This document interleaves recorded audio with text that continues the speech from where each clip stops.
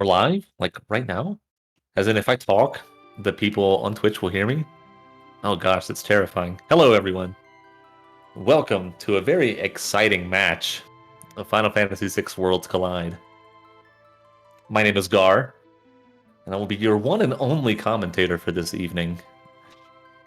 Uh, we have Lenofis, who is pushing the buttons and who is doing the restream for this event. So, pulling double duty, thank you so much for doing that.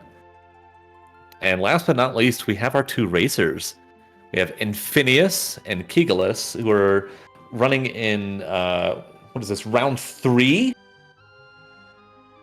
Round 2, pardon me, round 2 of the Moogles First Tournament lower bracket.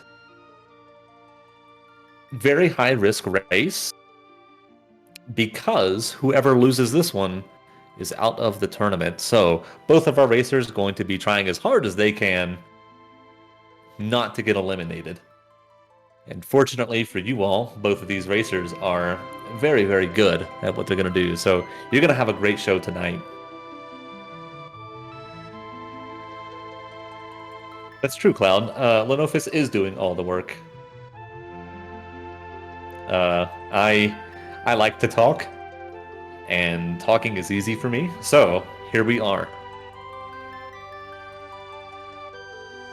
For those of you who may not be familiar with Moogle's first tournament, we have another seed, or another set of flags, rather, for our Ultras League, and MFT is kind of an easier version of those seeds, designed to be raced around, and it has the same requirements as our Ultras League, so you have to recruit 6 characters and find 9 Espers in order to unlock Final Kefka. But there are some other goodies that may come into play, and I'll talk about those as we get there. So, starting party of Terra Cyan and Celeste. Celeste with lore, and Terra with health. So, depending on what lores we have, could be very powerful. Potentially a very powerful start. And already we have a little bit of divergence here. Infinious going into World of Balance Narsh, presumably to go and loot the house and probably check the shops. Whereas Kigalas, I would say, with a more conventional start, heading over to the sealed gate. Part of Terra's checks and part of why we love to see Terra so much is that you get to loot this nice basement here.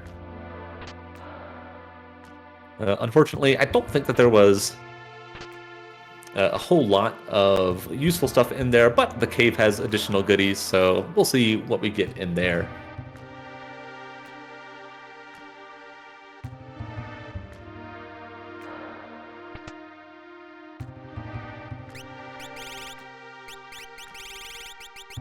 There are elixirs for sale in World of Balance Narsh, so could potentially be useful towards the end of the seed whenever they're ready to go into Kefka's Tower. Kegel is finding a red jacket there. A very nice piece of armor, blocks fire damage. If our runners ever get Merton online, that'll be a very valuable piece of equipment to have. And economizers for sale as well in Narsh. Not the best relic, but one that potentially has uses. Reducing all MP costs to 1 can save you a lot of restorative or MP restoration items that you might otherwise have to buy later in the seed.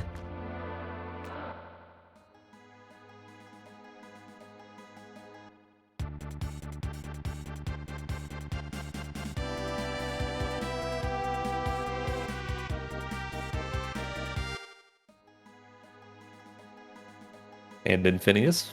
Looks like he's just going straight to South Figaro. And Kegel is showing one of the hidden items in the Sealed Gate Cave. It says it's a remedy. It's not actually a remedy. I think it's something else, and what that something else, I'm not sure. But that ice shield is for sure an ice shield. Another fantastic pickup there.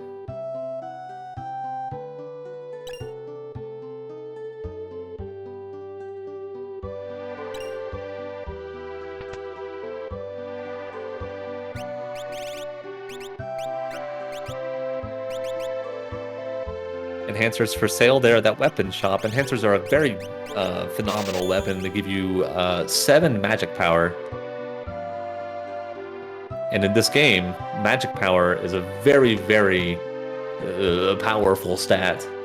Sorry. Meanwhile, Kigalas sees an imp, which means that this will either be an Esper or an item. And it is, in fact, the Unicorn Esper.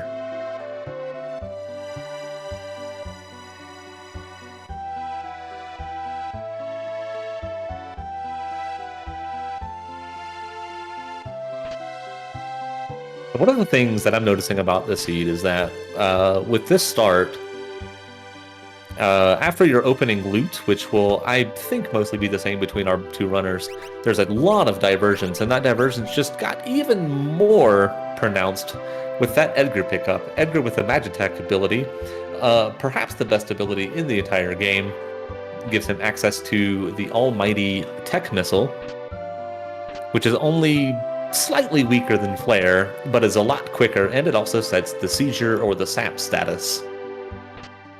So phenomenal pickup there. But now we have just a wide open seed in front of us, and that's something that I, in particular, like to see. It's going to give you some insight into our runners and their decision-making processes, figuring out where to go first, and the best way to route their checks.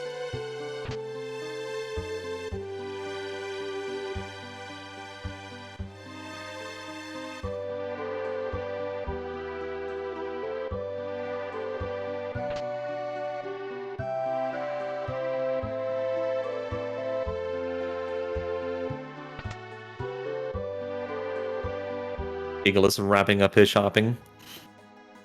Finds the dried meat, which will be useful if we ever come across Gao. That'll enable us to accomplish one of his checks. And Infinious looks like he's going to go into the returner's hideout. Pillage the poor defenders there.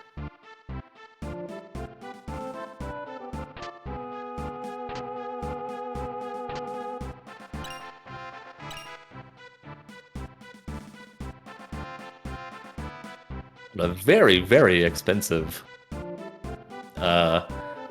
Esper on Kigalas' side, and Infinious picking up a Cat Hood. Cat Hood is a phenomenal hat. Cuts all incoming elemental damage in half, and allows for double gold pickup at the end of every battle. So as long as somebody in this party can equip it, very fantastic find.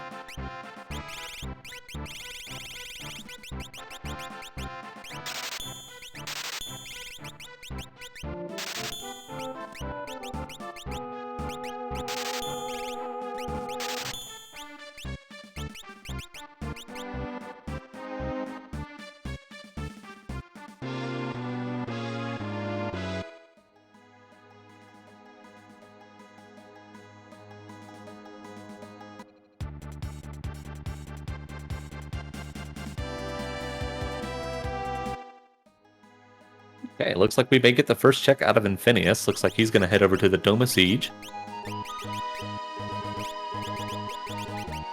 The reward for this is visible, kind of. If it's a character, you'll see that character pop out of the front doors of Doma. Otherwise, you'll see the party leader just pop out, which means that it'll either be an Esper or an item. In this case, we see a Yeti. But looks like we're not going to keep him in the party. Can't blame Infinious there. The Yeti is very powerful, but also very uncontrollable. And just a Welk fight here. Should be able to get through this, no problem, especially with the amount of power. Opted to throw a Super Ball here, though. Interesting, very dangerous, potentially. Hitting that shell, causing a bolt counter, but looks like he will be able to make it through this okay.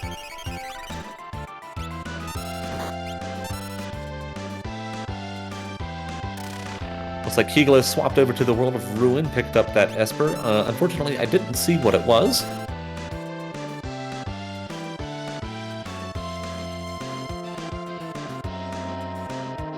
And it looks like he'll be retracing Infinious' steps and going to loot World of Balance, South Figaro. This tech missile here from Edgar should finish off the Welk. Maybe not.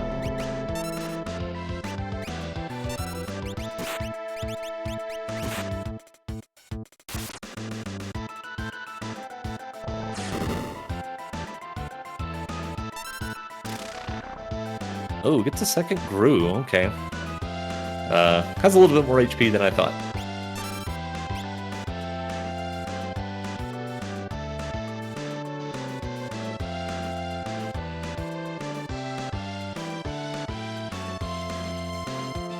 Looks like there are Mega Elixirs for sale in World of Balance, South Figaro, so we'll see if Kigalas comes back later on, maybe picks one up. Down goes the Welk on Infinious' side. Not a terribly difficult fight, but can be a very long one if he decides to go and hide in this shell. He shouldn't be so scared.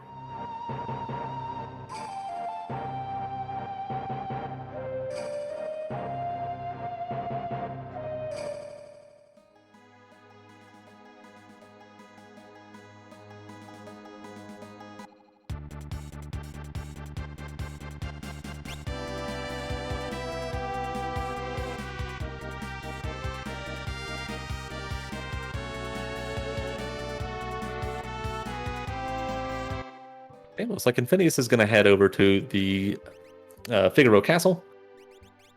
Phenomenal play with Edgar in the lead. All of the vendors there are going to give him a 50% discount. Must be nice to be the king, I suppose. We'll see if there's anything interesting there. We're looking for things like Super Balls. How about a 6th character sitting on the Figaro throne in Strago? And Infinious not even looking at his abilities, just saying, I'm happy with the party that I've got. We're just going to rock and roll with this.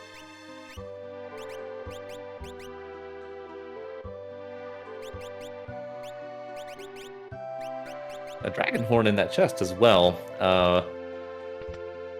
If we come across a natural jumper, or if we ever get some Dragoon boots, that Dragon Horn is going to allow that Dragoon to repeat the jump command up to 4 times.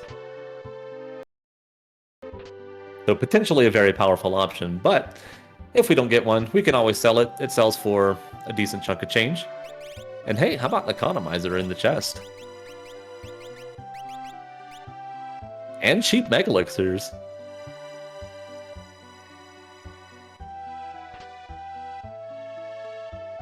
Infinious says, yep, please give me one of those.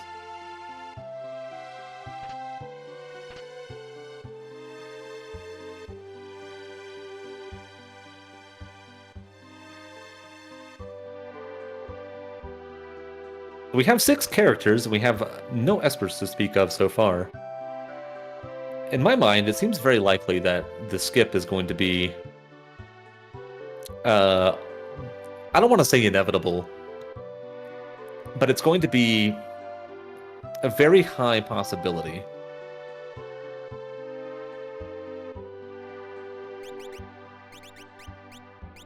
Infinious looks like he's heading up Zozo, and I like this play. It's not a very conventional play. I think normally you would see him go to the Welk spot in Narsh and tackle the boss there. But this is also reasonably quick. You've got Warp Stone, so you can get out of there. It's just a little bit of a hike to get up there, but once you're there, just one boss and then the reward, so... And Kigalas opting for a different strategy. It looks like he's going into the Opera House. This is one of Celeste's checks. And what's great about this one is that there's a bunch of fixed fights that you can encounter on the rafters. So as long as the enemies are good, this is a great way to get him some nice levels. Cloud in chat asking, can you warp out of Zozo balance? Yes, you absolutely can.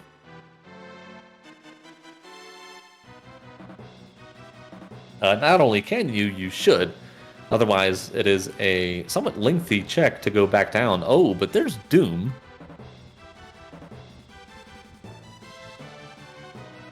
Good to get him out of the way early. And I would say, of the statue bosses that you could fight, he is the least deadly. And Infinious giving us a peek at the lures there. We do see Blowfish, which is very, very powerful early on.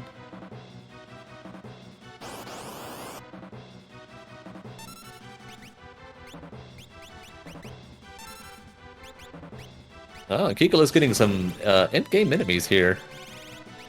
The Daedalus is undead, can be Phoenix down, can be revivified. The veteran enemy, however, is not, and it's good that he ran into him here at these levels, because as it scales up, it can potentially become very nasty.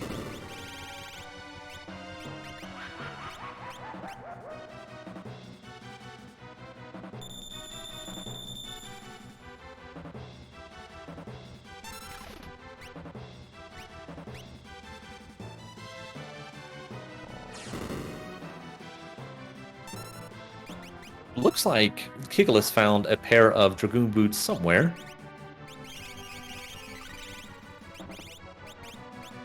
So when and if he decides to go into Figaro Castle, he'll find that Dragon Horn, and I imagine that he will be a very happy camper.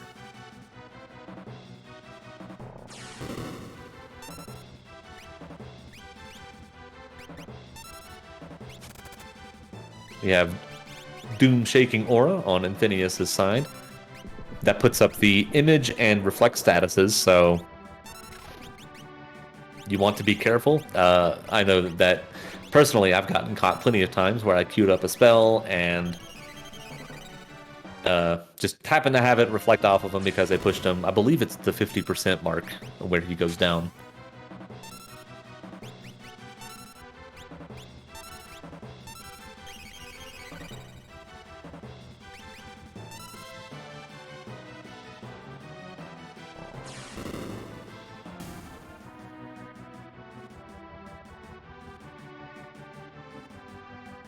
Then, of course, you have that Force Field ability.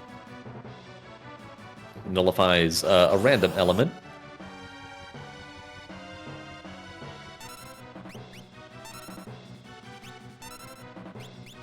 And Demon Rage coming out, but there is a pretty big multiplier on that, so knocking out that Terra, but he should be able to get him back up, no problem. Interesting that he's choosing to use Aqua Rake here instead of Blowfish.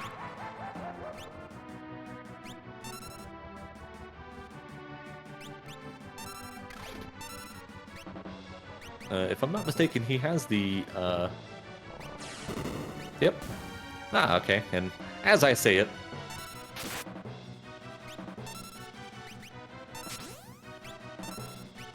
And the Blowfish takes out Doom. And good job by Infinious.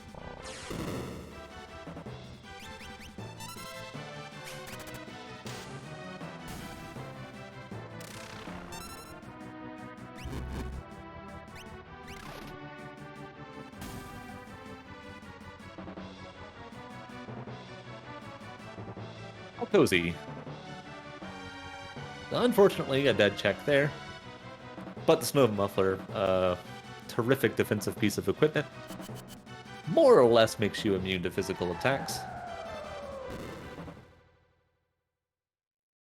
I believe it also offers some ice absorb. You're never unhappy to see a Snow Muff. And Kigalas crashing the Opera. We'll see who that octopus really is. It is an octopus. Granted, this is Ultros 3 and not Ultros 2. Normally you would fight Ultros 2 at this spot. But same actor, different scene.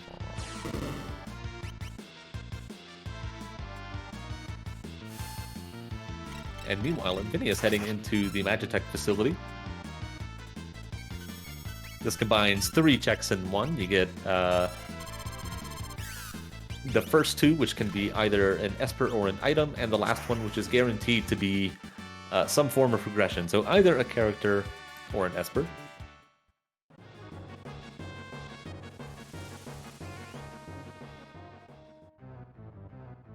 See who comes in and abducts Maria/Celeste. It looks like it is an Imperial soldier, so this could be an item, it could be an Esper.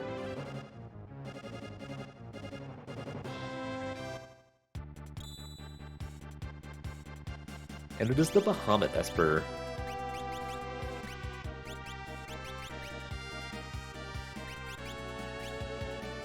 Oh, fantastic find as well. Teaches Doom and offers magic power +2 on level up. Yeah, that's one of those set it and forget it. Give it to Terra, and then later on, whenever you have access to those nice level 3 spells or Ultima or Merton, she'll be nice and juiced up.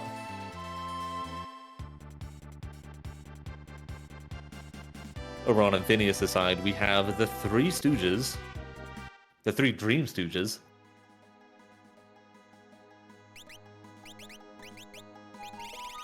I would consider it a pretty annoying fight, regardless of when you fight it. But it is definitely better to encounter it early, because they are very fast. There are 3 of them compared to, the normal, 1. And they have some very nasty abilities too, most notably Delta Hit, which will set the stone status on a character. And just a whole host of other nasty things. You saw at the beginning of the fight that Curly, the one at the top there with the red pants, casting Whirlwind. If you kill either Larry or Mo, he will also cast Life 2 and bring him back with full health. So you want to get rid of that one first. There's that Delta Hit.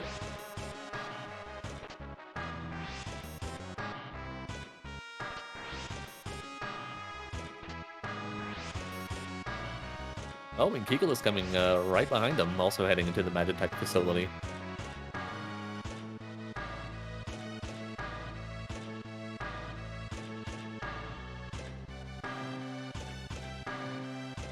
Now that Curly is down, the rest of the fight should be pretty easy. You have Cyan on Infinious' side, runicking for safety.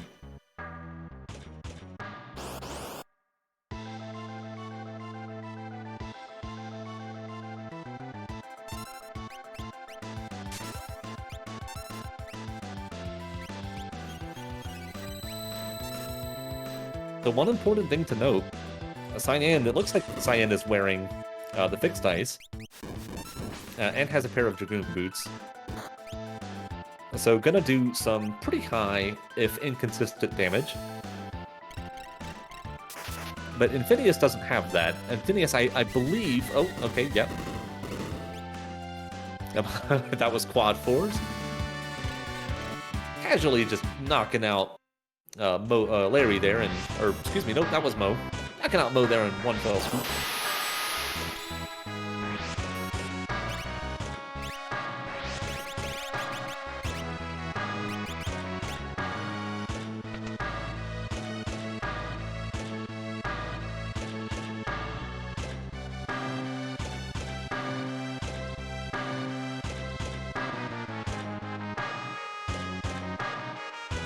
Kigalas making his way through his fights.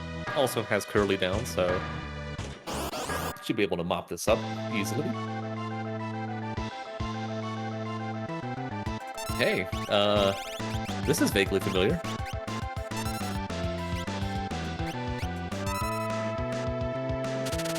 Number 128's older, better brother.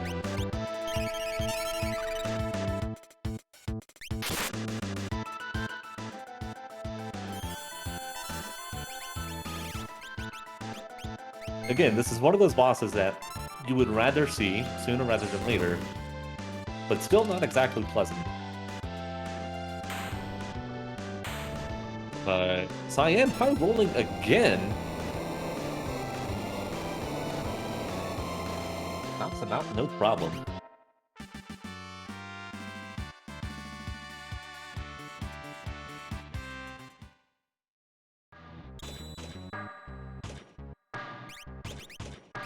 Picks up the Ramu Esper for his troubles, and it was Shote. from the triplets there. And Infinious decided to warp out. Okay. It says, hey, I've got 6 characters. That was 2 Espers. Let me go ahead and get out of here. That's definitely something that I agree with. You've got plenty of other great checks that you can do. Peeking into Fanatic's Tower there, finding a Setzer.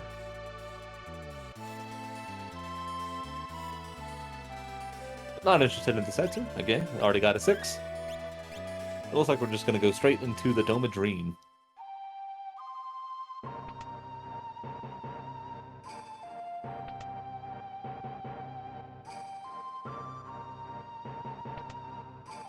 Another one of those somewhat longer checks, but one that I would say is definitely worth it. It tends to be quicker than the other quote-unquote long checks, and it has the potential to reward up to 3 Espers. The second check will guaranteed be either a character or an Esper. The first and the third can be either Espers or items.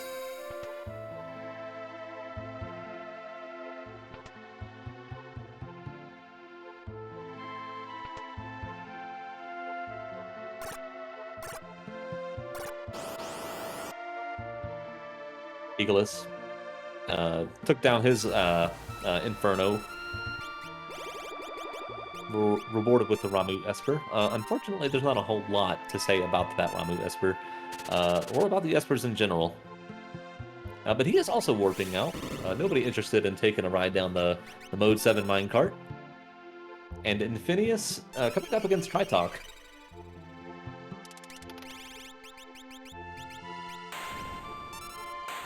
And another big roll from Cyan takes it out. Not sure if the world of Final Fantasy VI has a lottery, but if it does, Cyan should play it.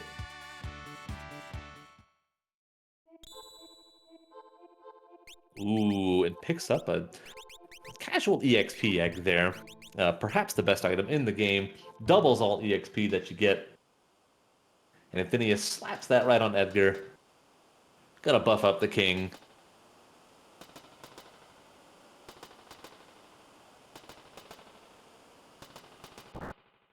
We see an imp jumping across the train there. So, the second reward will be an Esper.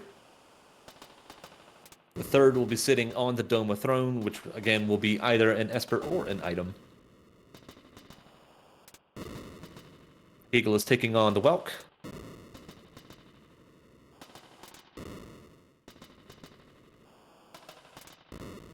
And the Welk is dead, so I'm gonna make up a little bit of time over Infinious there just because of that quicker fight.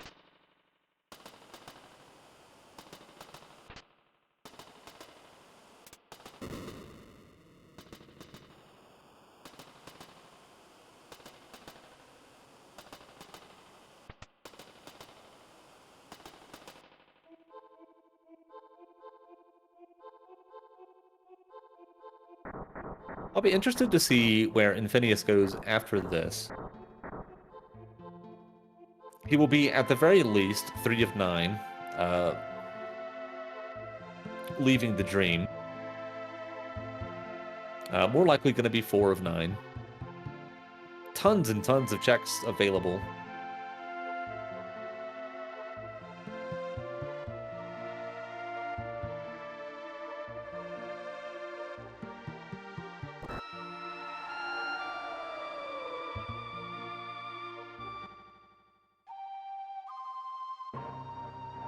Kigalas, meanwhile, in the role of Ruin Figaro. Finding a Genji glove in the box there.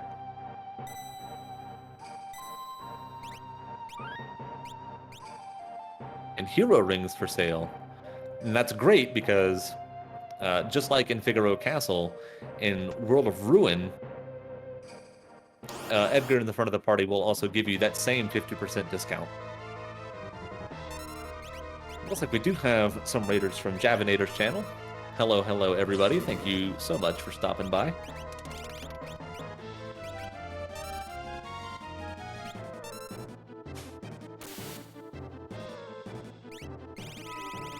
We find the Atma weapon at the end of the Dome of Dream.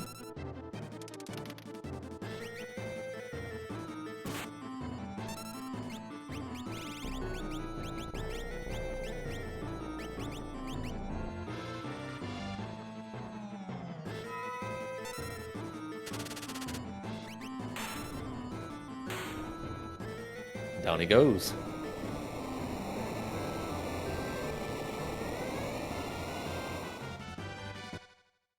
So no major roadblocks yet for either of our runners. Both of them, at least for the time being, relying pretty heavily on that fixed dice. Infinious throwing them and Kigalas jumping with them.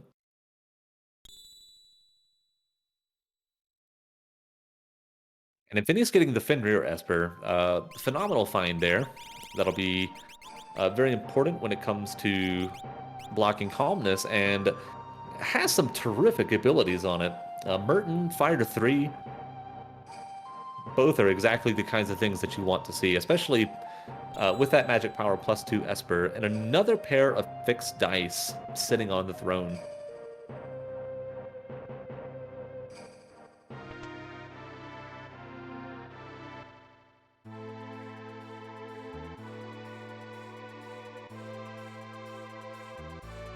So that should be a good chunk of power available.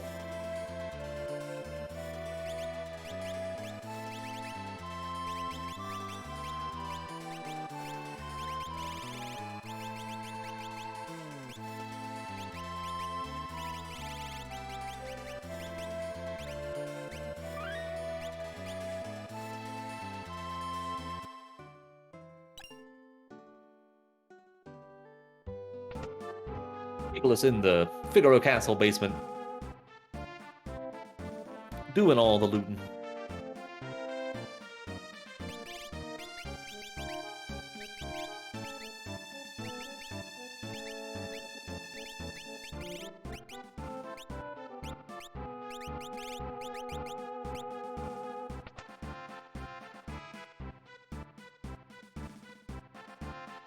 See who the tentacles really are.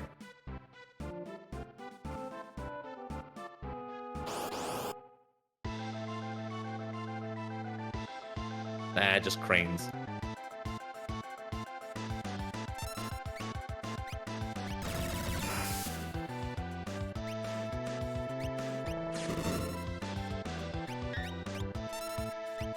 The Kigalas not gonna have a problem taking these out.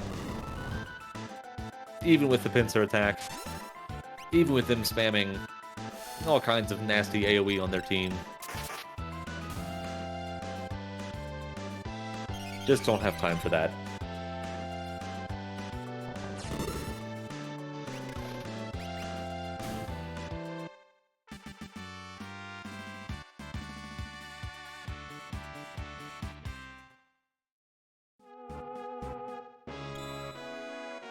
Shout outs to Double Down in the chat, telling people to follow both myself and Lenophis.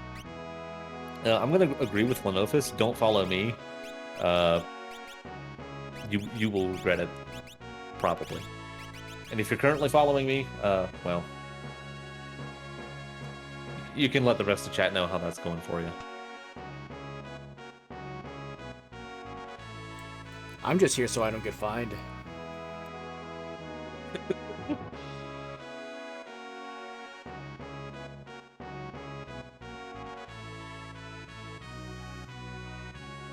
So Kigalas through.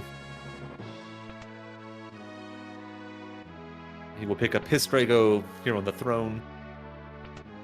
Remains to be seen whether or not he will... whether or not he'll go down into the ancient castle. There is a dragon down there. I know that personally I would be tempted to go.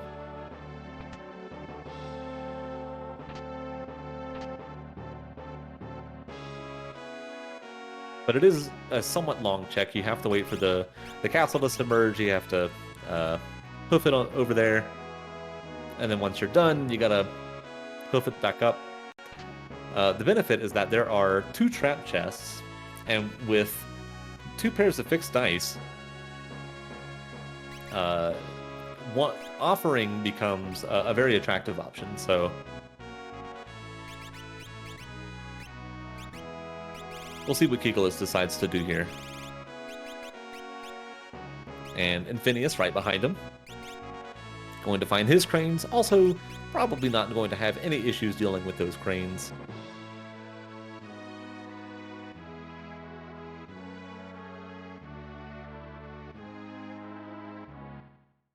Kigalas proving me wrong. Says, nope, I am not interested, or maybe just saving.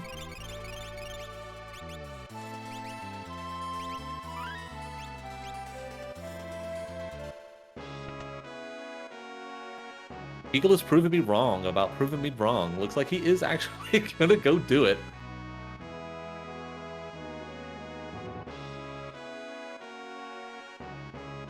The one thing that I think is really neat about this, the way that this check works in Worlds Collide in particular, is that once you're done here, you will pop back up at the South Figaro Desert.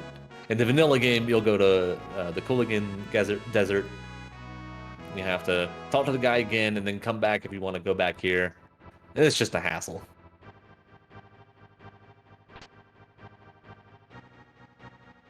But Kegel is going to show us the ancient castle. Personally, my favorite area in the game.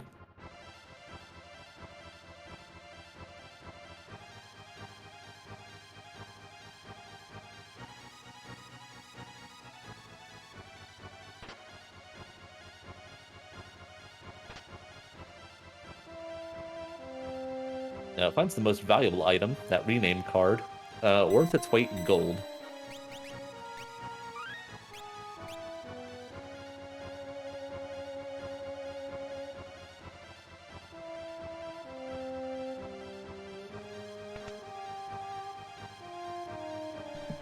I would also like to quickly apologize. I didn't realize my mic was live this entire time, so all the clickety-clacks you heard was me typing on my keyboard. Apologies, everyone. Back to stream.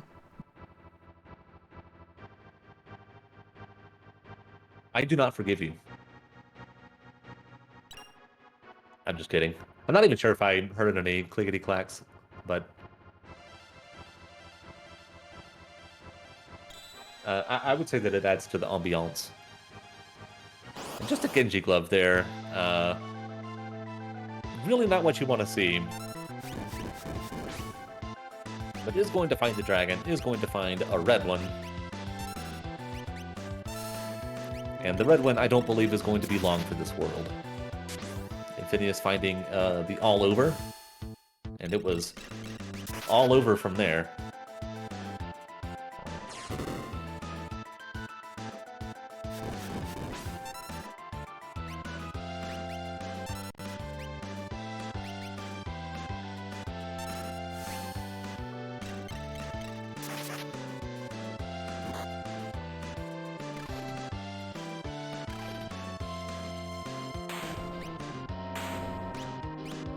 Down it goes.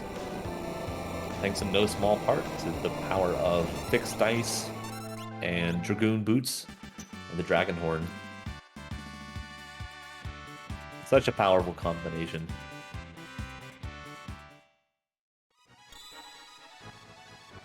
And hey, how about an offering?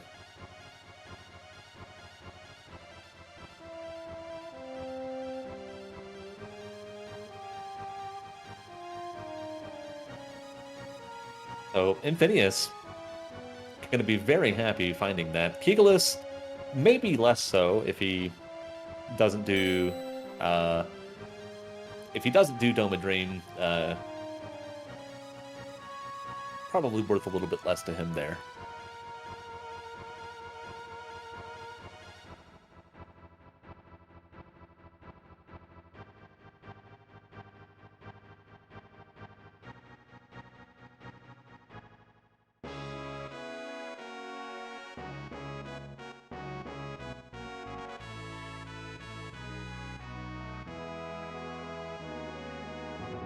And Infinious doubling up on those fixed dice.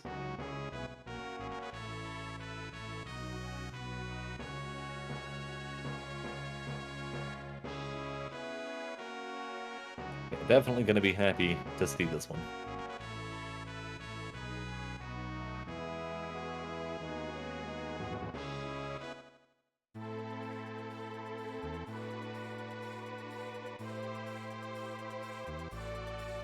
Kigalas out of the castle, hoofing it back to the airship.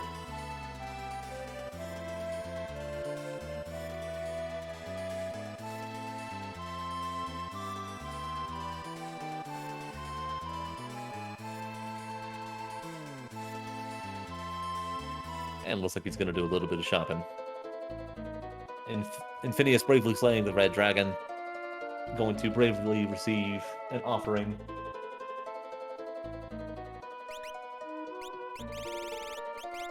Gonna immediately slam that offering onto Cyan.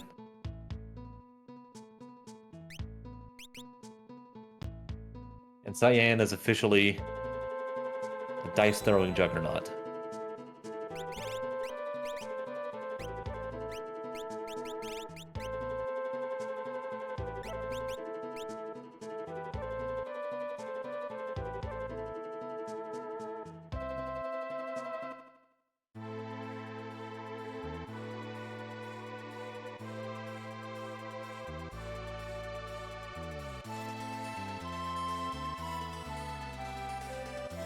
Eagle is going to peek the tower. Going to see the Setzer. Going to say, no, it ain't worth it. Going to go about his business. And hey, looks like he is going to go ahead and do the dream.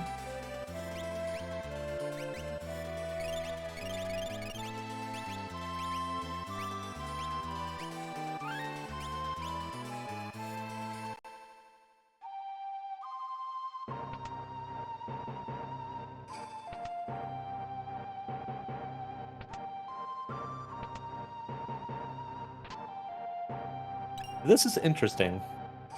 If I'm not mistaken, there are 2 Espers and the Parafix dice here. I don't recall what was at the first boss spot here.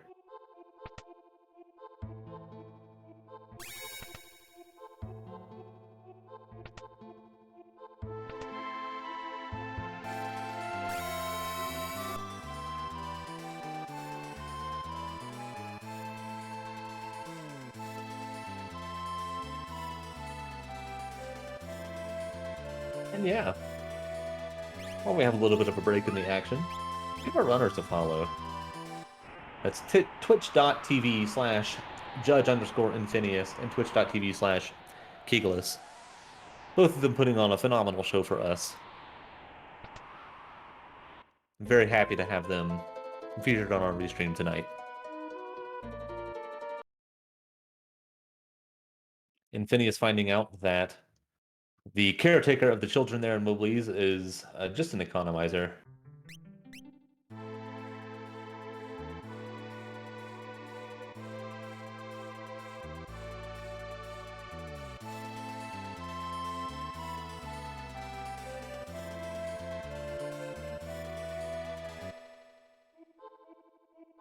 And we get to play a little bit of math games. We'll see if we can count up to 22 here. That is how many pieces of coral we need to feed the hungry chest.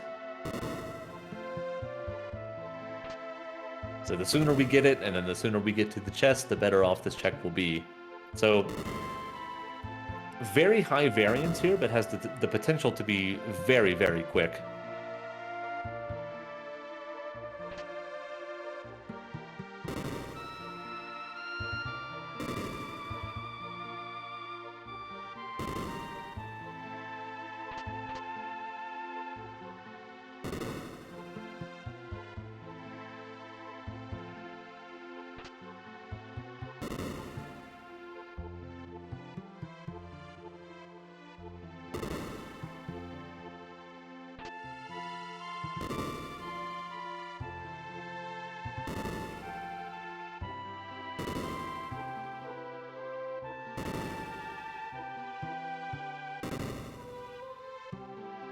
Not being too kind to Infinious here, just throwing him back to rooms that he absolutely does not need to be at.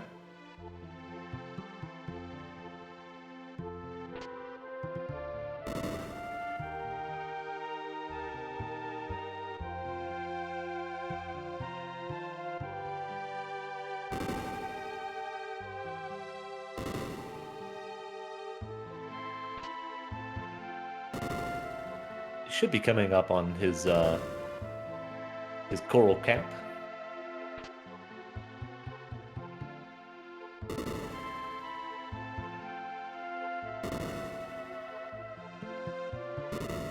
Looks like he's hit it. Now hopefully he can get to the hungry chest in a reasonable time. Kigalas just chewing his way through the Dome of Dream. Gonna be finding his Atma weapon here shortly.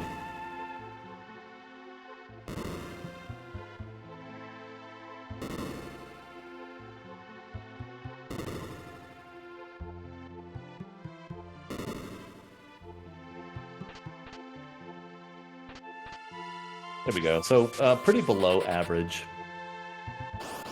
for Abbott's Rock. We do find Fun Robert. All arms, no legs.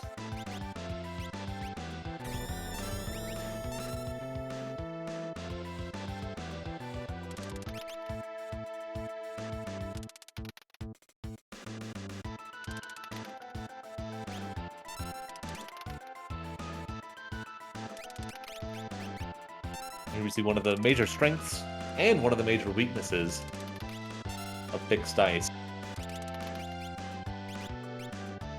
Normally, when you use Offering, the damage that your weapon deals is cut in half for every swing. The fixed dice are an exception to that. Their damage does not get halved. However, one, there's some pretty low rolls that we're seeing there. And two, you see just how long the animations are every time he throws the bones.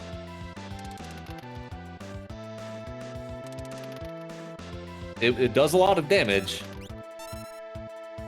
on average, but it comes at a price, so... Regardless, Infinious taking down Fun Robert. Goodbye, we hardly knew ya.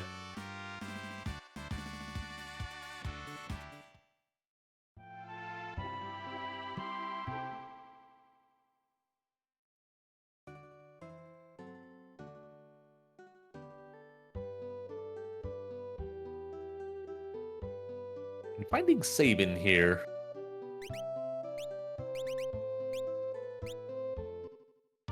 So if I'm Infinious, I'm eyeballing that skip very hard. You're still only at 4 espers. You have 7 characters, and you know where to pick up an 8th.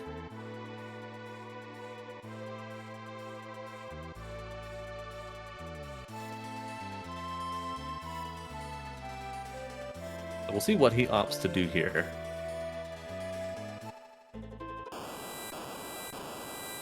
There's still tons and tons of checks available to him. Kigalas, meanwhile, looks like he is going to go into World of Ruin Narsh. In this position, this is a play that I would agree with. We're unsure of what exactly is in Umaro's cave. But that is also peekable. Both in the World of Balance, if it's a character, you'll see the character peeking out of the caves, or if it's World of Ruin, if you go up to the statue and touch it, depending on what the statue says, reveals a little bit about what it is.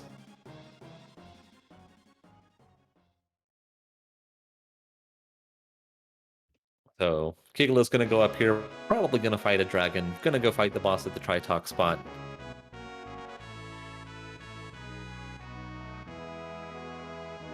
And Infinious is going to pick up his 5th Magicite here in Seraphim.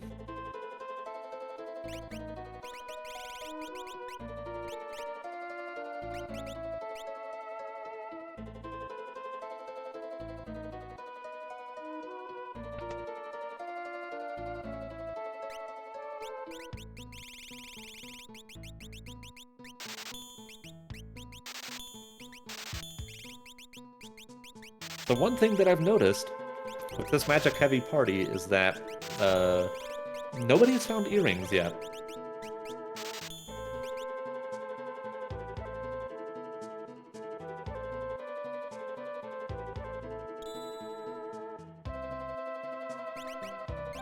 Infinious picking up the Esper from the Tzin Thief. And Kigalas taking down the Storm Dragon. We'll see what additional reward the Storm Dragon drops. I believe that the original one is a Force Shield. Force Armor, pardon me. And just a Genji hat. Not terribly exciting.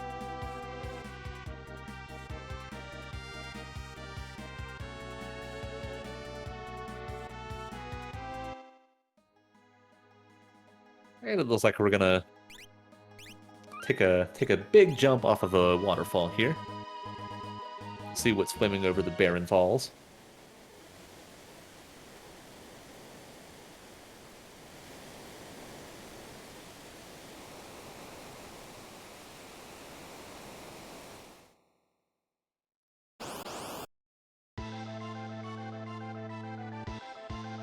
Ooh. Finds the big man himself, Magimaster.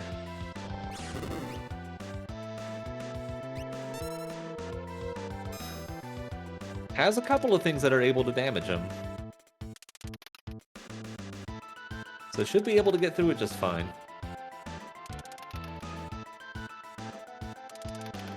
Especially with these big rolls coming out of Cyan. Yeah, this should be it.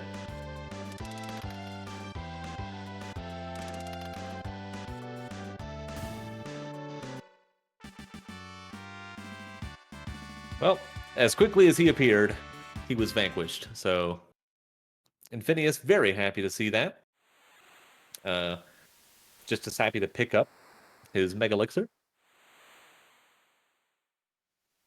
Yeah, we're fighting an entire Air Force on Kigalas' side.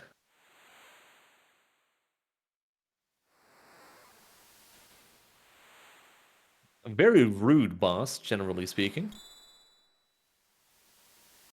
And Infinious picking up the Carbuncle Esper.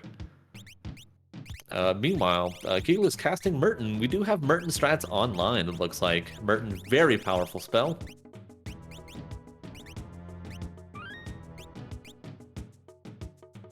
We see a Cure 3 on that Carbuncle Esper. So that will also come in handy.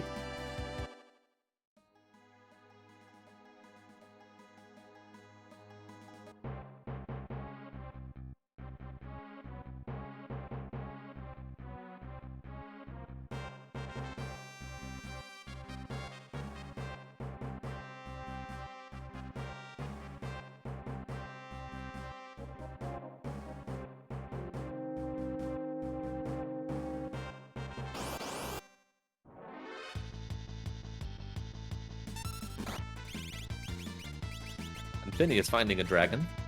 Unfortunately, this one isn't going to give him high tier gear, so he's just going to smoke bomb out of it.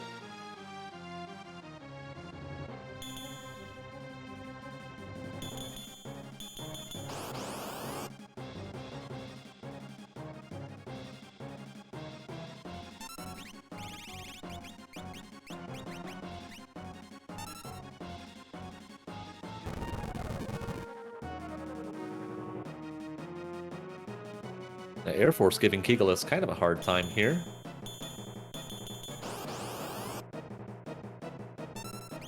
And Infinious hoping to see his 8th Esper here.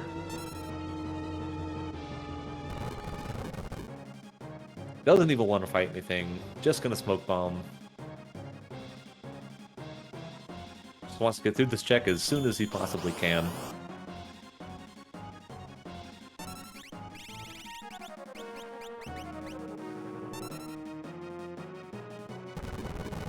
And there we go. Kigalas taking down the mighty Air Force. And Infinious does indeed pick up his 8th Esper in Tritalk. Notably, he has not checked the Yeti spot. So if he decides to do that, well, he'll be disappointed.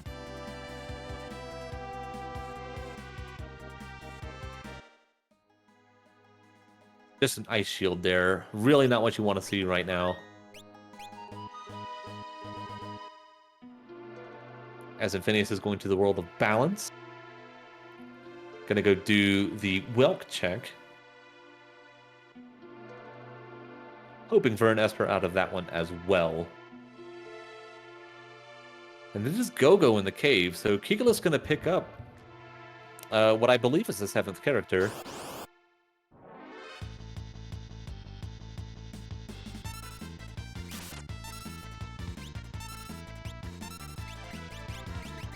And Infinious finding the most difficult of enemies here in Leader.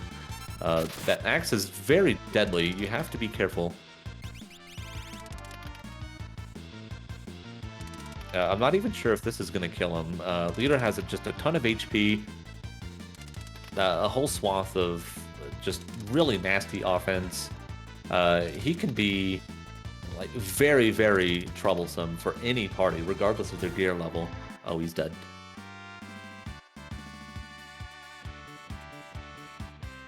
And Kigalas finding the cave spaghetti. And there we go. Infinious finding the Kieran Esper, and that is his go mode.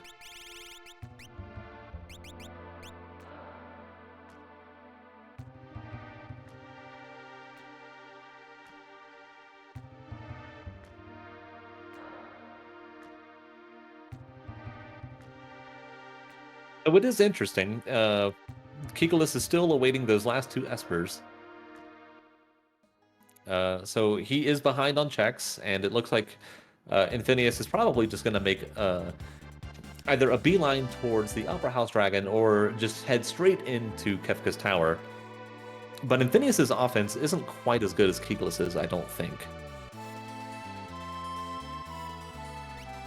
Merton is a very, very powerful spell.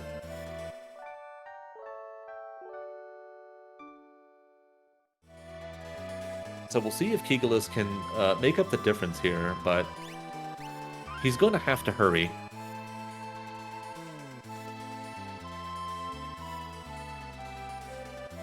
Infinious saying, yep, it's time for me to go.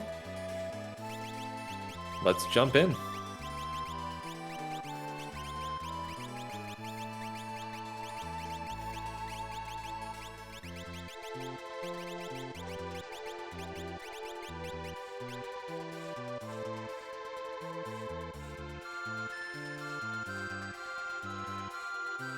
Infinious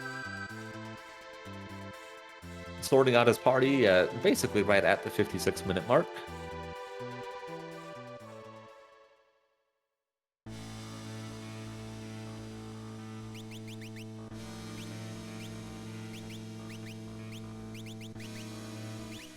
And Kigalas gonna go investigate Go-Go's cave, see what's at the end of it. He has also peeked. He has also peeked Fanatic's Tower. So he knows that there's a Setzer there, so if there's a character here, it seems very likely that we will go pick up that Setzer and go for the skip. And that's one of the ways that Kigalas can get back into this.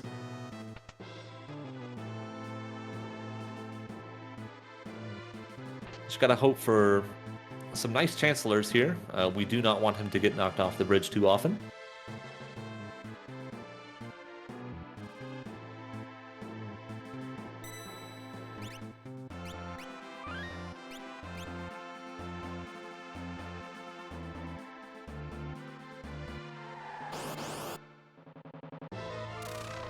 Ooh, an Infinious finding Goddess here. With the Cyan and Umaro party, that is gonna be rough.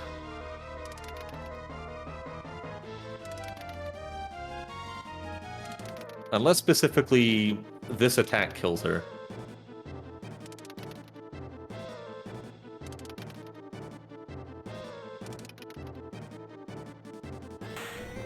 Okay, and it does. A couple of good rolls there at the end. And Kigalas is showing that he knows exactly where the holes are in the ceiling. I would have died there, so nice job to him. And good job Infinious for just plowing through that fight.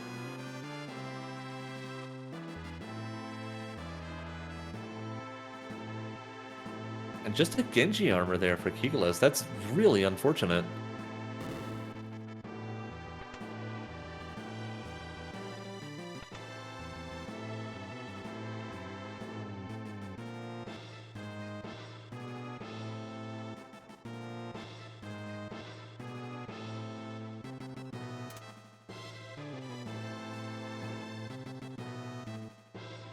It isn't over for him quite yet. If there's anything that I've learned during my time in MFT is that anything can happen at any time, especially in here in Kefka's Tower, where the bosses are the rudest, and especially on the tiers themselves. That being said, Infinious is almost all the way to the statue bosses. Going to be fighting them here within the next 2 to 3 minutes. And Kigalas is still 2 espers behind.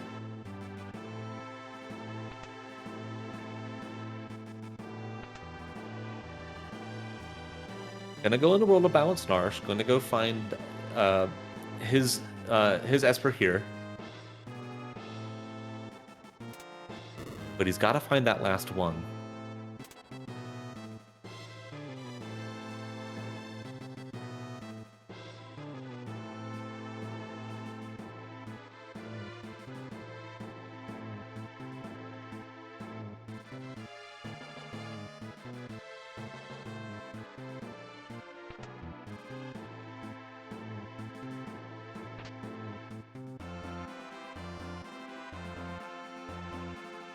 There with that nice Trump proc there.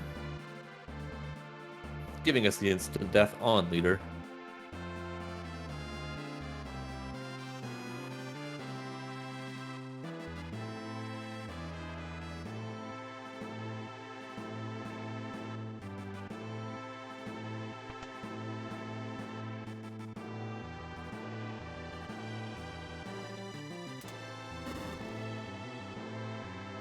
Now we get to watch Terra casually push a 4-ton weight onto a switch. I don't know why specifically those weights are 4 tons. And I don't know how she is able to so easily move it, but I guess it's magic.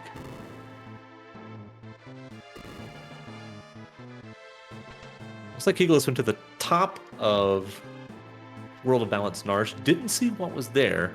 Whatever it was, he didn't like it. Lennox says Gao.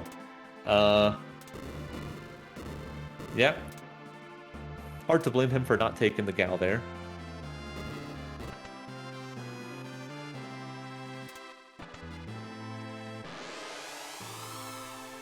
And we'll get to see the first of our 4 last bosses.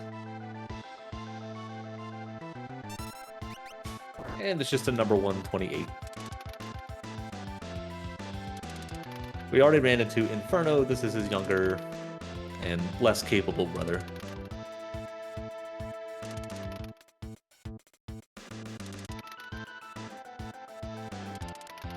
Eagle is going to Zozo. Unfortunately, not going to find what he needs here.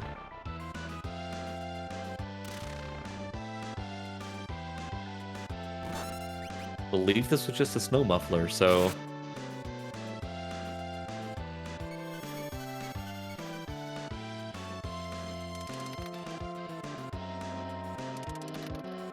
he's gonna need something here to get him back into this, unfortunately.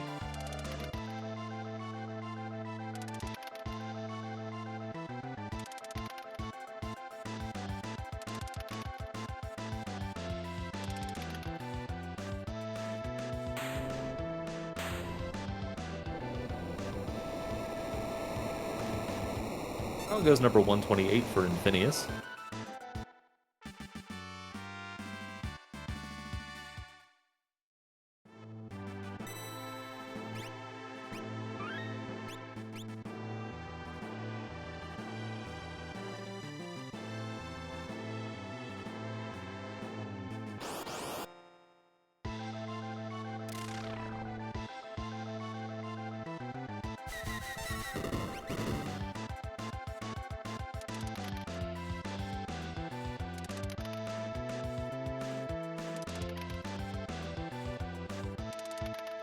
So Infinious coming up on Ifrit and Shiva.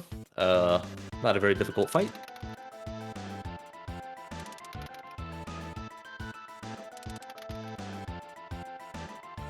Doom, on the other hand,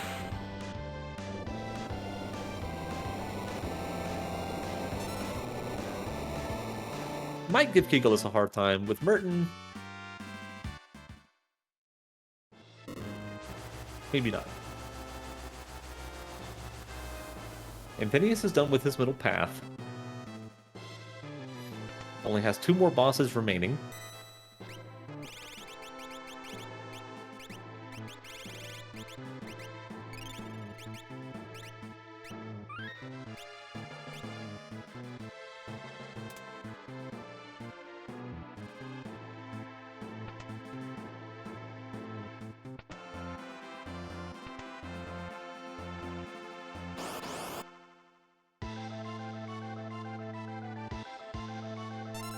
French Vanilla Guardian.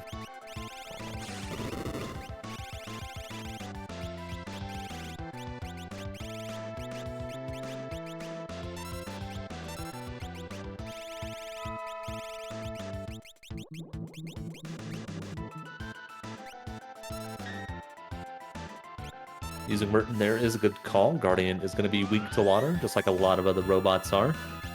Kigalas taking down that Doom.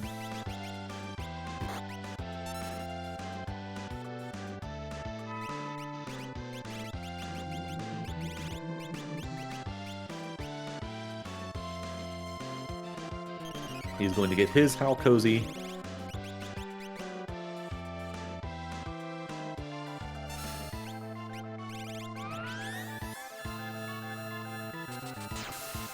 Now we have some choices to make.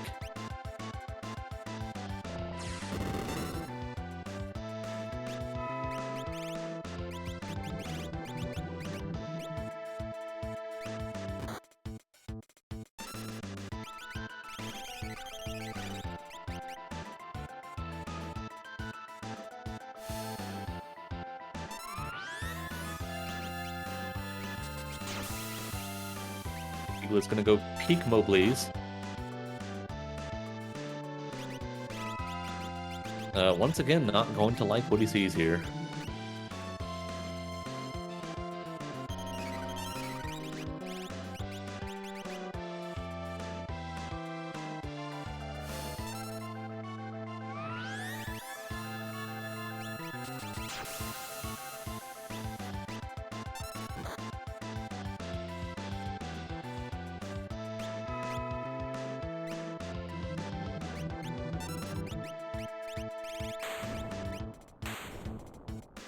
Goes Guardian on Infinious' side. Good job to him.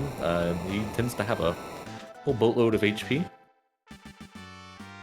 Kigalas not going to go pick up his 8th character. Going to go find Sabin here in Abbott's Rock.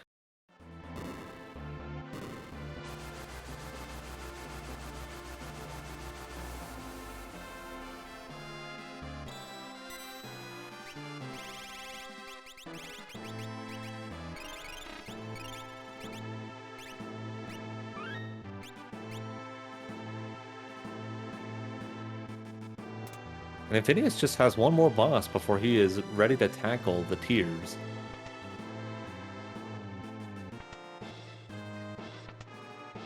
And Kigalas, I'll have to ask why he didn't consider the auction house, or maybe if he did, why he decided against it. Oh, this looks familiar. Finding Atma on the right-hand side here.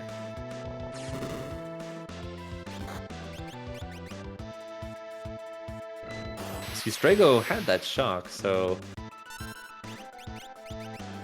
could potentially have been a boon for this team, but too late now, I suppose.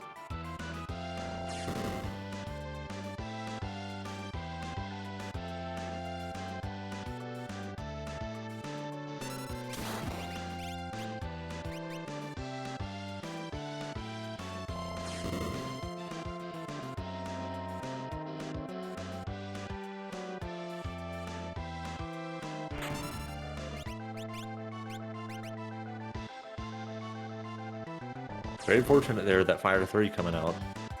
Not something more deadly.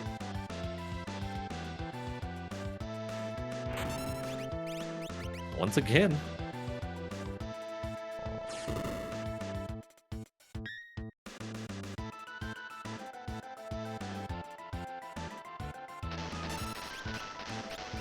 Ooh. This could be it. Oh, holding on with just a couple hundred HP.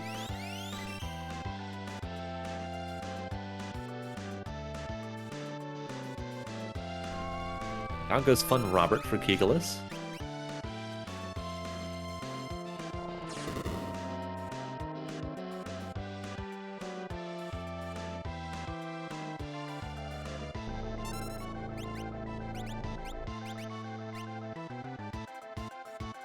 Infinious playing this fight very safely, keeping his HP topped up.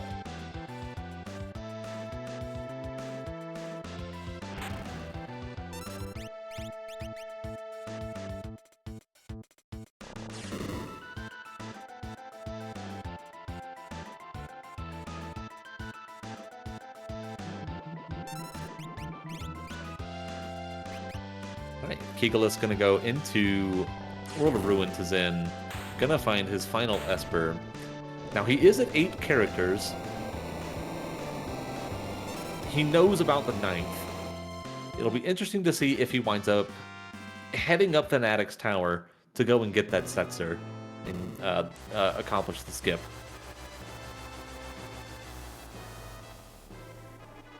On goes Atma for Infinious. Phenomenal job there. That red jacket really coming in handy.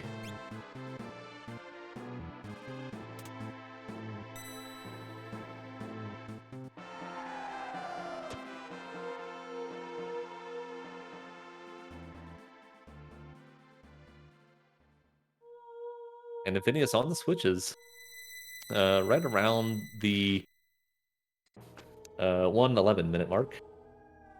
1 hour 11 minute mark.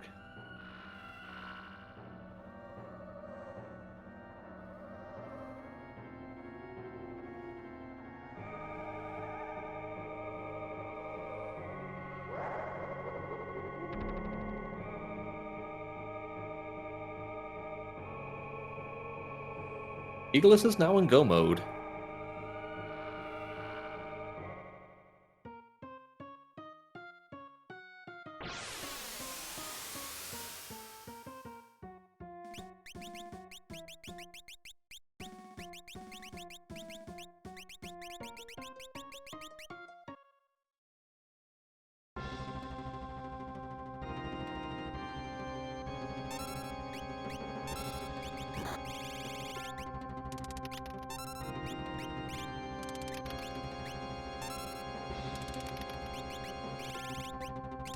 So the Kefka tiers here can be a pretty rough fight. There are 3 tiers in total, with Final Kefka appearing above them once all 3 have been defeated. This first one has 3 parts. You've got that head there. You've got what we call long arm. That's the arm that is entirely visible to the viewer. That long arm is visible, or it's visible. It's vulnerable to instant death. You see Edgar casting that X-Per there. Unfortunately, it missed, but it can hit. And then you've got short arm, which is the arm that is not the long arm. I know, I'm very helpful.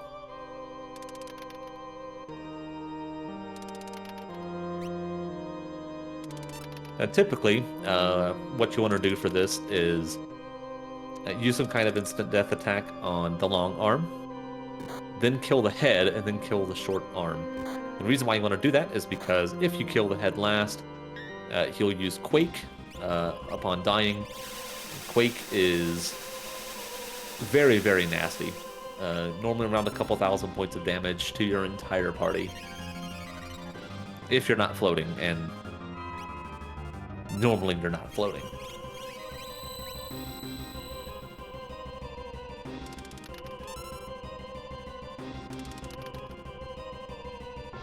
Celeste breaking out the Pearl win there after health.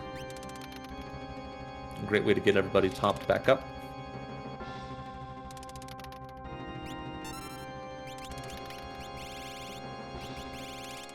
And Infinious might be in trouble here if this Quake knocks out more people.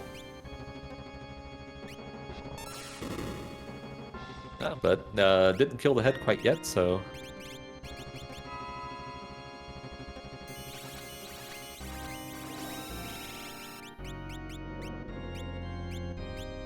didn't kill the, excuse me, killed the short arm. So gonna have to knock out this head and then the long arm. Or, oh goodness, I am all kinds of jacked up. There's the Quake. And unfortunately, Terra goes down there.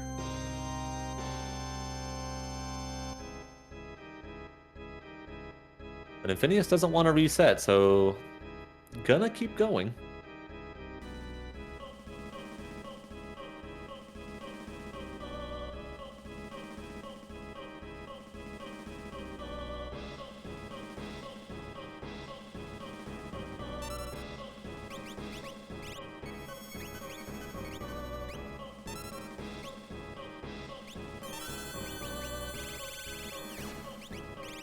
Moving on to phase 2, or tier 2 of the Kefka never mind. Infinious opts to reset after all, and decides that he is not happy with losing that Terra.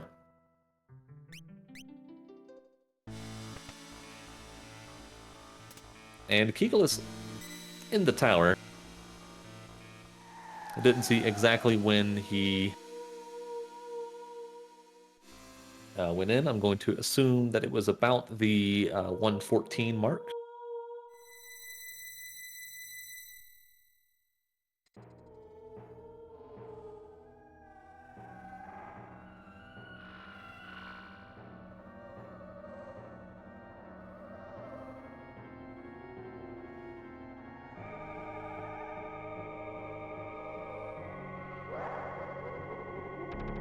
Infinious going to have to be a little more careful here. Certainly doesn't want a repeat of the last fight, so probably going to be a little bit more restrained with the cyan use there.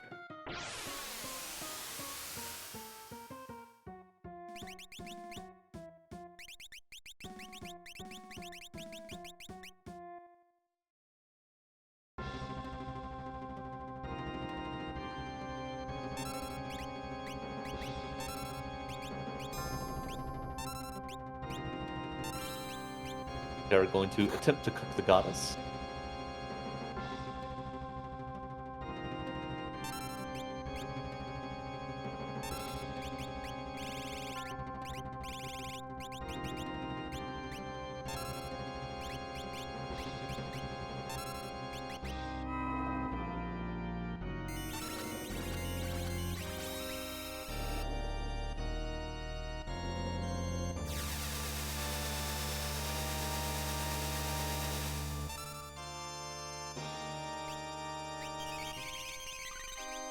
This is kind of scary. Especially because Goddess can cast Gunner.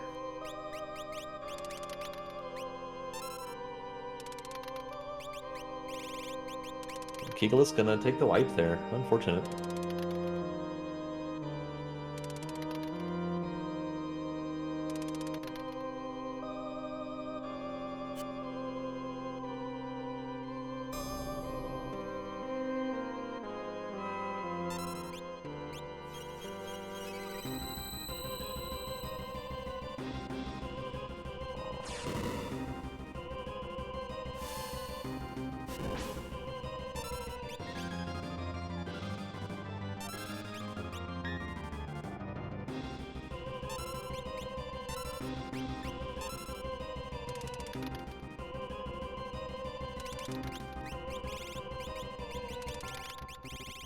Looks like Kigalas is swapping some equipment around. Gonna add some Merton protection to all of his party members. Gonna give Go-Go some commands. And gonna try it again. Should work out a lot better this time.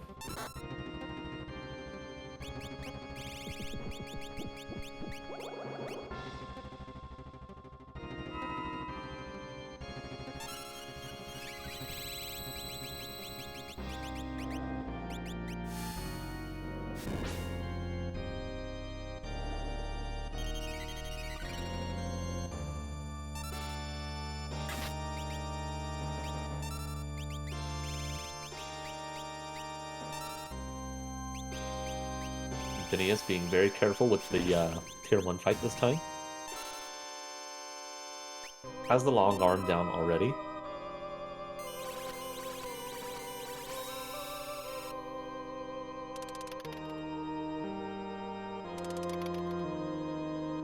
taking a chance here with these rolls again. Not getting the targets that he wants. Unless the head is dead and I didn't realize it. It must be.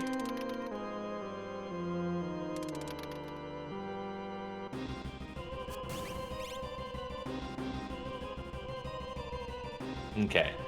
Infinious through tier 1. Much better. He's got to feel much happier about that. On to tier 2. Okay, so I was saying earlier, this one consists of 4 parts. On the right-hand side, you've got the guy from the Blue Man group. His name is Hit. He hits you. You've got the tiger head down there. Probably the most dangerous part of this tier. He can freeze your party. He can turn members of your party into zombies. He's got that nasty flare star attack, which does fire damage to your entire party based on your level. And in general, you just want to get rid of him as soon as possible. Moving over, we have a lady in red. Her name is Tools. You can see to the right of her, she's got some machinery there. Normally, she's not a big deal. Just like the long arm, she too is vulnerable to instant death. Unfortunately, again, that X for missing. And then the guy in the back, pointing with his arm, that one's magic. He casts magic. He has a wide variety of very annoying spells that he can cast, including that muddle that you see on Edgar there, Life 3, and then obviously the trifecta, Fire, Ice, Bolt 3, Pearl. You name it, he can probably cast it.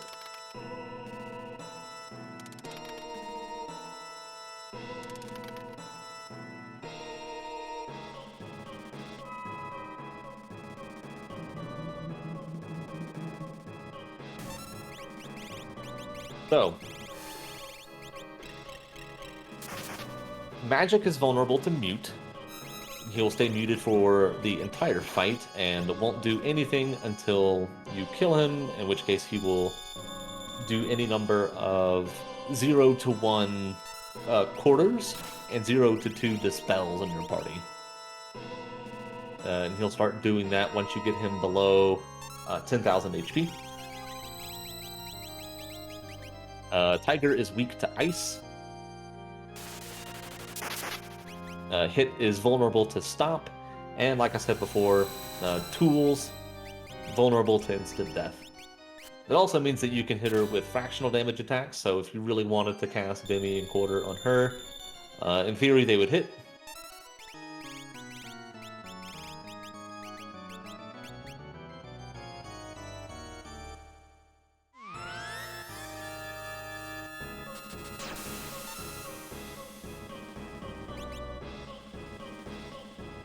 Kigalas, meanwhile, he's coming up on his statue bosses after getting through that goddess fight. So congratulations to him. That is not a pleasant fight to find there.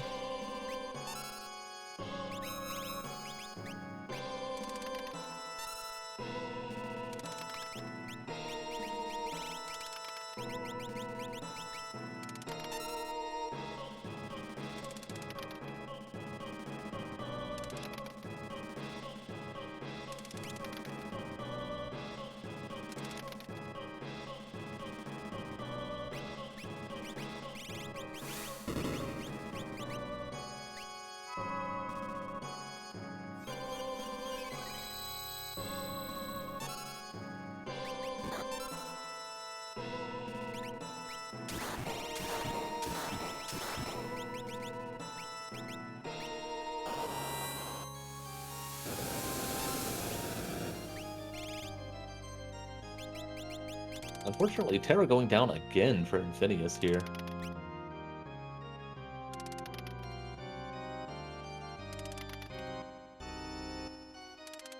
Kigalas taking out number 128.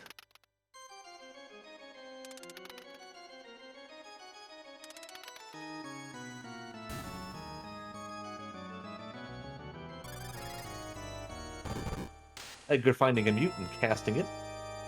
And that will shut him up for the rest of this fight.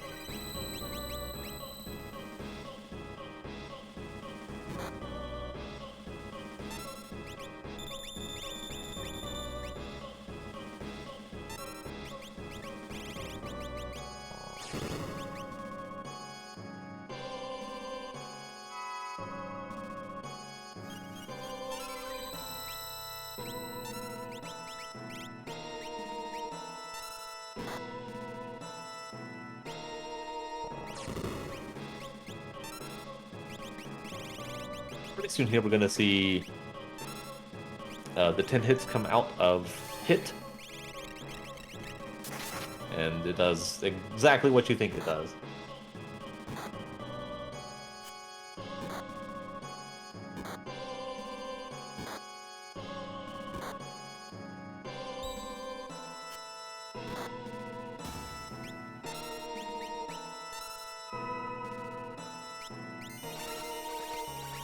Now goes Ifrit and Shiva on Kigalas' side.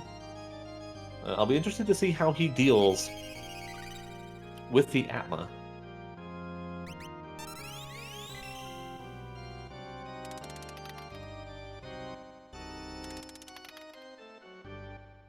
Yes, Dr. DT, 100% right. Hits you 9 times.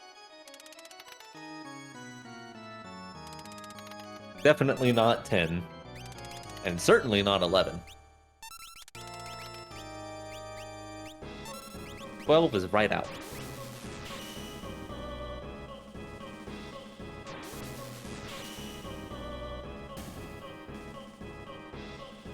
There goes magic. And that's tier 2 done for Infinious.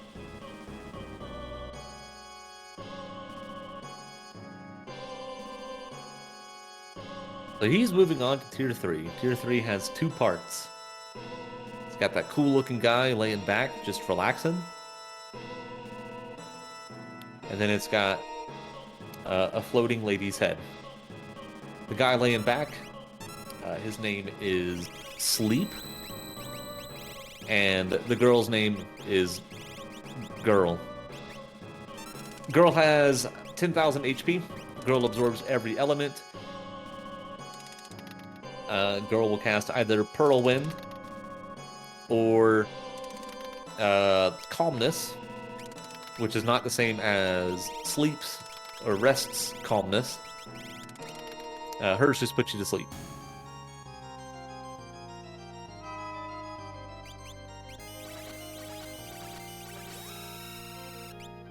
So, Calmness is what Rest will do when he dies. He will do it either once or twice. It is a physical attack that will instantly kill whoever it hits. Things like the Memento Ring and the safety bit will not block it. But things like a Golem summon or a Fenrir summon or the Vanish status will cure it, or will cause it to miss.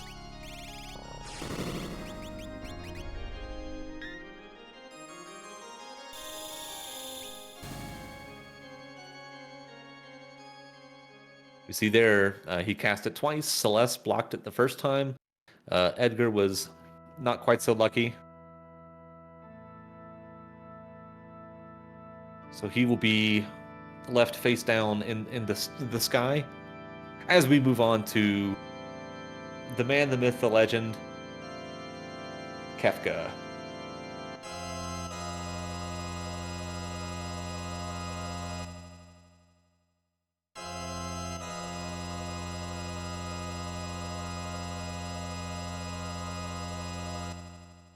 So, normally, Kefka will open the fight with Fallen One, but if you do enough damage to him before he goes, I believe that threshold is 20,000. he will not cast it and will instead just go into his main script, which will involve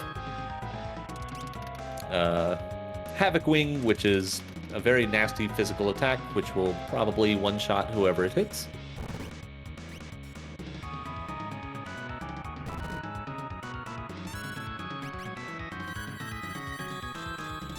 There's the Fallen One. Fallen One just reduces all of your characters' HP to 1, and Cyan, unfortunately, with that seizure status on him, going to die there.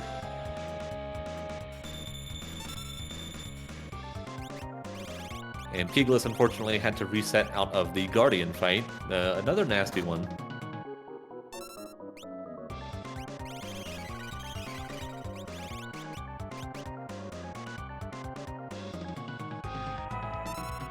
So, the thing to watch for with Kefka is, I guess there's two of them. First, there is his Goner attack. You'll see some text over the screen that says something about the end or something. I don't know. I don't know how to read. And then you'll see a floating head, which is kind of cool, like pretty metal. And then the screen will start to shake. Yeah, the end comes beyond Chow's.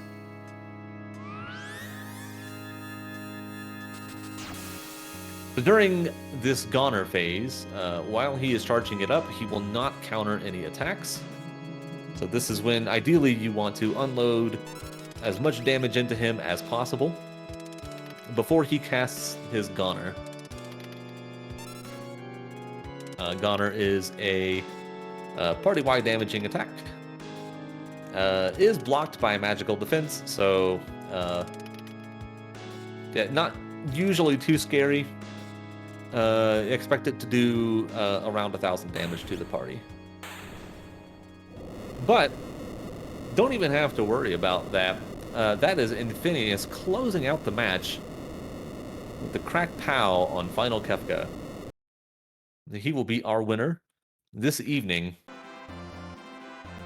and will move along the lower bracket of Moogles' first tournament.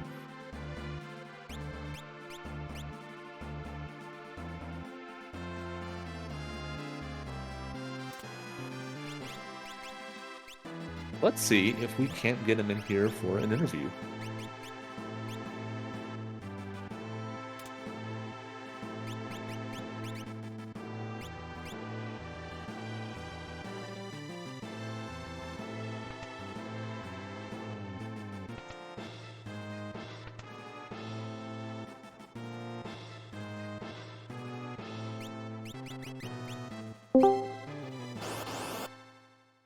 And we're joined by Infinious. Hello and congratulations on your first place victory here tonight. Thank you. That was a fun seed. What a super open seed. I had no idea what to do. Yeah, I was going to ask about that. It was a very open seed. I made a note of that. What was that? That was a Terra Cyan, and Celeste start. So did you have any kind of like preliminary route that you were trying to go for, or was it just like a spur of the moment sort of thing? That's a spur of the moment. Like I knew I want, like one of the things I did before this was actually watch back my race from last week, and so, there was something that came up which I had never even thought about before in comms, which was not trying to do too many free checks, because you might just find yourself getting outscaled. So, given that there was essentially three of them in Mount Zozo, South Figure, and Sealed Cave, I decided I'll just pick one for now, and then I'll make normal checks as I go along. And I decided to do South Figure. If I found a Super Bowl in the Nash shop, or if I just happened to loot one, in the 6 chests I opened, I would have actually did the wealth check earlier, but it wasn't to be. So it's like, all right, let's just do South Figure and see where that goes. Yeah, of course that ended up being another free check. So for sure. Super awkward.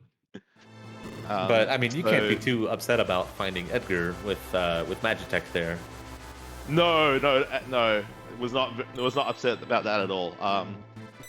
As soon as as soon as I saw as soon as I saw that, it's like, oh, okay, so that's one person, that's one party member. So I have no idea what I'm gonna do for the rest of the final Kefka fight, but that's definitely one of them. Did you consider at all looking more how do I want to put it? Like looking harder for earrings or hero ring? Well, I didn't want to spit. I did think about that. I think you saw me pick up like 4 hero rings in South Africa later. I didn't want to prioritize that too much. I don't know. I guess my style is I just want to. I'll route in shops when I'm around, but I'm not going to prioritize it over doing checks. Yeah, that's fair. That makes sense. I really like making checks, and probably I think in this randomizer it really bites me more than normal because every chest you walk out could be an Illumina or like something that's really powerful, or like a Minerva would have been fantastic at some point. But For sure. And we are joined by Kigalas. Kigalas, how are you? Thank you for the seed. How do you feel? I felt like I got way too many dead checks and wiped one too many times. Yeah, that was something that I noticed about you on your side. Just dead check after dead check after dead check, and I know how demotivating that can be. So, Yeah, once. Did you not find? Were you not at Kefka's Tower right now? I just finished the statue, so I want to finish out after. Oh, okay, sure, fair enough. Yeah, but yeah, I got a whole bunch of dead checks and then some bad setups. I had to reset and stuff. And, yeah, finding that last Esperite, made some bad choices, which choices to go to. Right. Yeah, fair enough. That always sucks when it happens. yeah, just a randomized long got to streak of randomize. bad luck. Mm-hmm. Kigalas, was there any particular reason why you didn't visit the auction house? Was it just lack of money, or totally forgot about it, or something else? It's a crapshoot. I generally don't go there. I figure it's going to take as long as any other check if it fails. Totally fair. And it was entirely possible that there were no Espers there at all.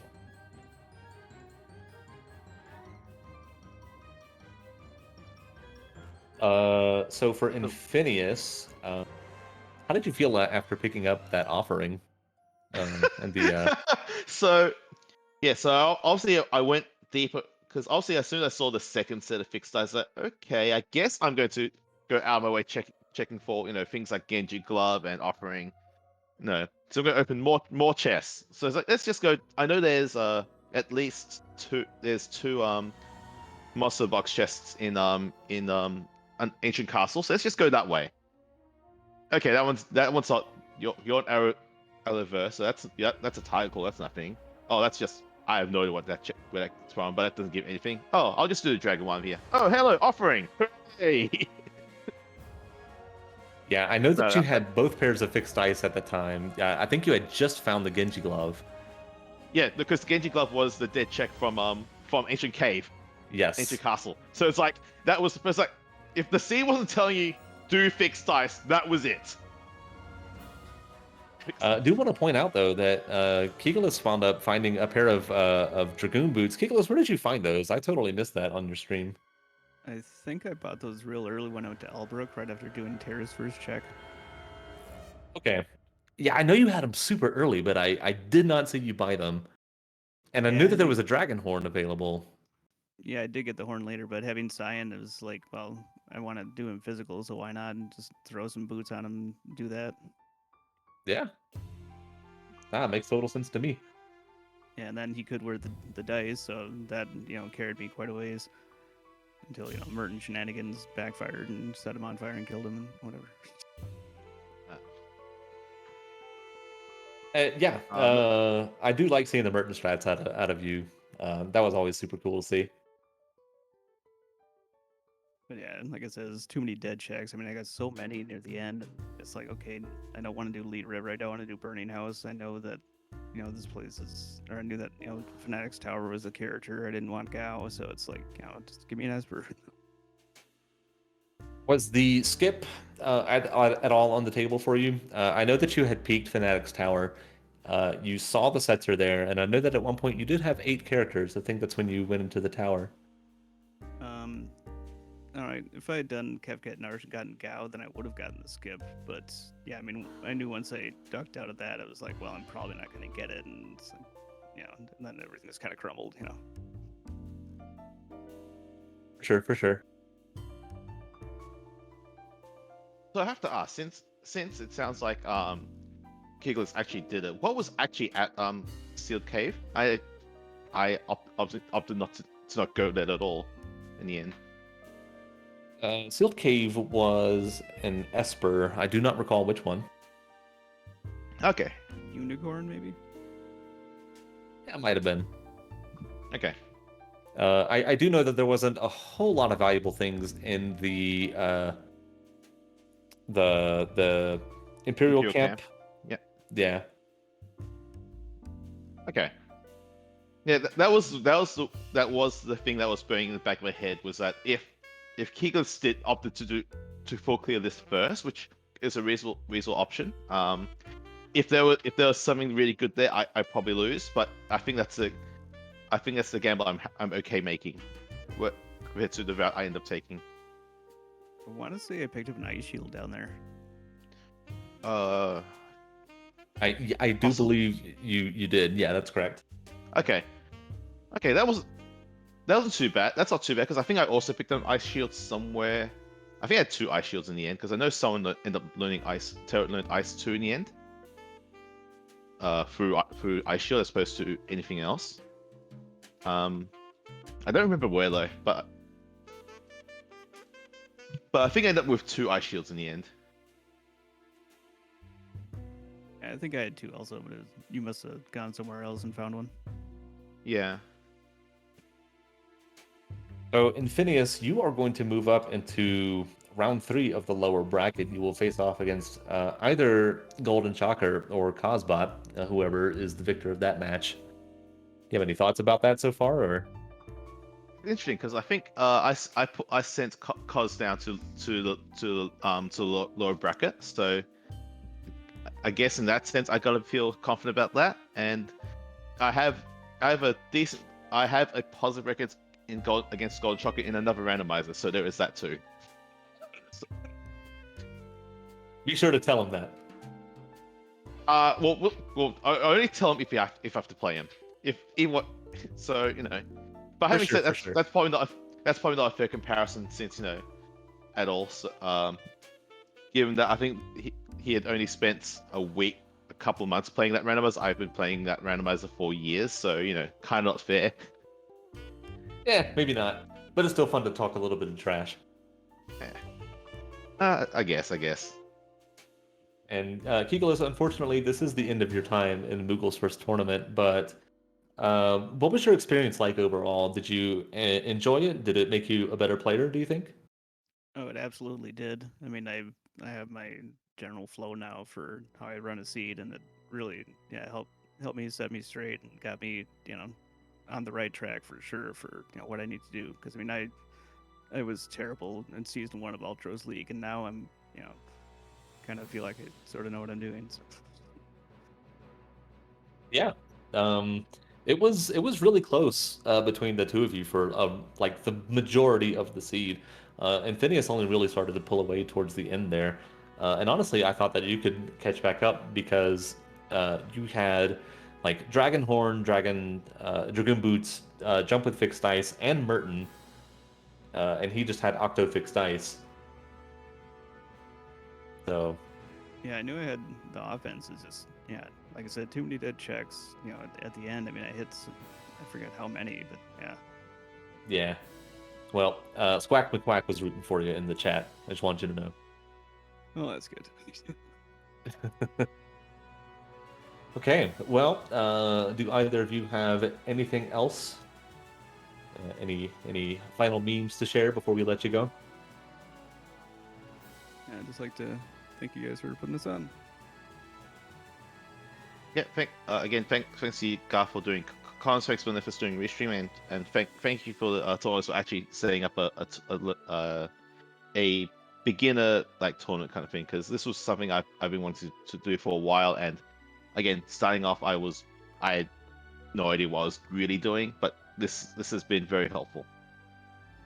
Well, thank you so much to both Infinious and Kigalas for putting on a heck of a race. And if you are not already following our runners, please go give them a follow. They more than deserve it. And shout outs to Lenofis as well, pulling double duty tonight, doing both tracking and restreaming. Terrific job all around. Yeah, give everybody a follow. Just do it. Just click the button. Yeah, and GG's to you, Kigalas.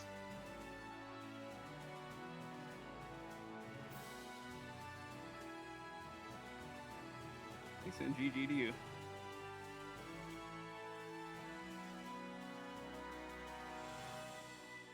Okay, well, that is going to conclude tonight's seed. I want to thank everybody so much for watching. And one final shout out to the runners. Again, it's always a phenomenal event to get to commentate these, and just a joy to watch. So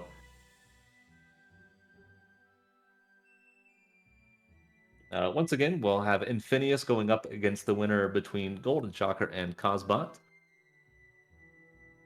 And then the winner of that will go up against Poot Scooty in the lower bracket round 4.